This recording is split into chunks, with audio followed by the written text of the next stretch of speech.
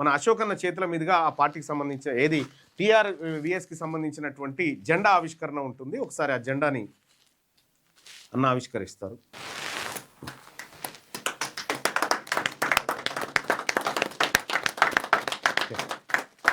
మిగతా వాళ్ళకి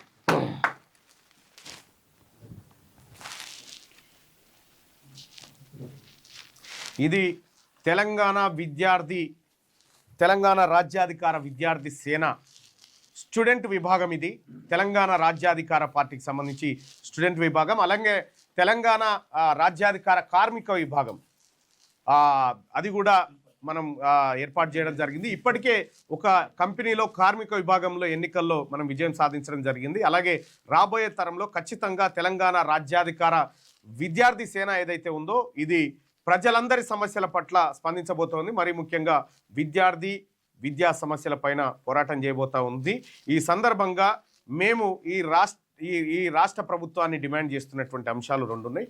ఒకటి, 2009 విద్యా హక్కు చట్టాన్ని రాష్ట్ర ప్రభుత్వం ఇంప్లిమెంట్ చేస్తుందా లేదా?